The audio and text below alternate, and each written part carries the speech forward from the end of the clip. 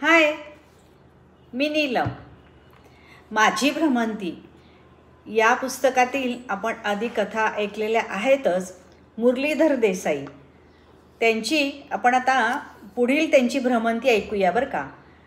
कोल्हापूर, पुणे, चंदीगड, कुलू मनाली आणि पलचन दौरा. तर त्यातील आपण आता थोडी घेऊया. श्री वैष्णवी देवी हिंदूंचे एक जागृत देवस्थान जम्मूपासून 61 किलोमीटरवर आहे. हिमालयाच्या खालच्या बाजूला श्रीकुटा माउंटवर देवीचं ठिकाण आहे. हिंदूंच्या तर्कशास्त्राप्रमाणे वैष्णवी देवी महाकाली रूपाने या सुंदर पवित्र गुहेमध्ये आली आहे. भैरव ह्या देवाला तिच्याशी लग्न करावायचे होते.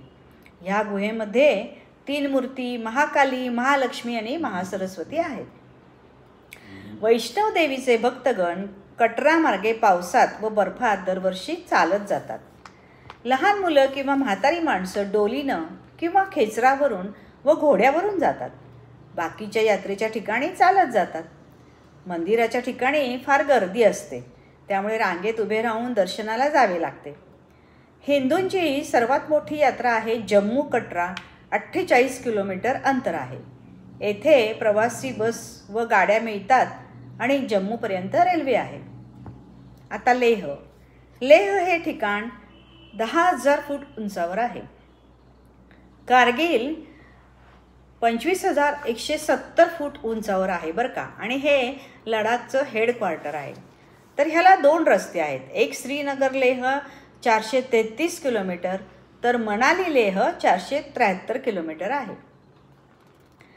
श्रीनगर लेह जोजिला पास, द्रास, कारगिल झंकार रेंज, खुटबाधक, पाश्चक्युम ऑफ लडाख आणि मुलबेरन खेड्यामार्गे नामिकाला, फोटूला पास करून लामागुरू मॉनेस्ट्री सरळ खाली इंडस नदीच्या सरळ 4,000 फुटावर खाली 32 किलोमीटर लेह आहे. कसौली दिल्लीपासून 305 किलोमीटर व 6,500 फूट उंचावर शिवालिक हिलवर कसौली वसले आहे. सिमल्यापासून 77 किलोमीटरवर कसौली आहे. कसौलीने हिमाचली सौंदर्य जपले आहे. कसौलीच्या नागरिकांनी आपले शहर थंड हवेचे ठिकाण म्हणून जोपासले आहे. नैसर्गिकता पूर्णपणे जोपासली आहे. सिमला व मसुरीने सुधारणेच्या नावाखाली आपली नैसर्गिक ठेवण गमावली आहे. कसौलीला आले की साक्षात स्वर्गात आल्यासारखे वाटते. ब्रिटिशांनी कसौली हे ठिकाण सभा व चर्चेचे ठिकाण म्हणून बनवले होते. त्यामुळे कसौली शहराची नैसर्गिकता जोपासली गेली. त्याला बाधा येऊ दिली नाही. रस्त्याच्या कडेला बदामाची झाडी, पाईन ओक, सिल्वर ओक व इतर अनेक प्रकारची चांगली सुंदर झाडे रस्त्यावर लावून शहराची व रस्त्याची शोभा वाढवली आहे.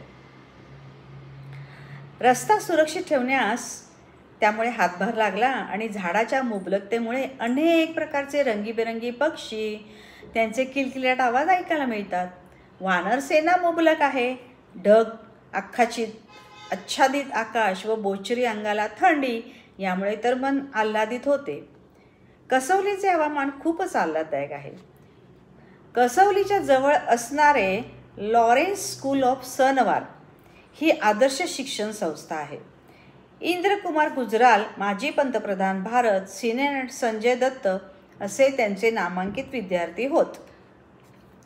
कसौलीच्या अनेक व्ह्यू पॉईंट्सवरून सूर्यदर्शन व शहराचा जवळपासचा भाग न्याहाळता येतो.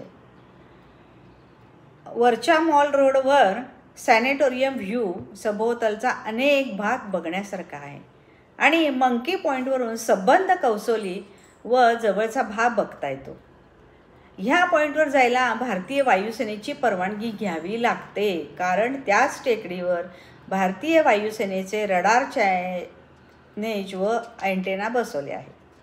सकाळी 9 ते सायंकाळी 4 वाजेपर्यंत ह्या टेकडीवर जायला परवानगी मिळते. या टेकडीवर बाबा बालकनाथ मंदिर आहे. तेथेच हेलिपॅडसुद्धा तयार केले आहे. ह्या मंदिरामध्ये राम, लक्ष्मण, सीता मूर्ती आहेत. हनुमानाची मूर्ती आहे.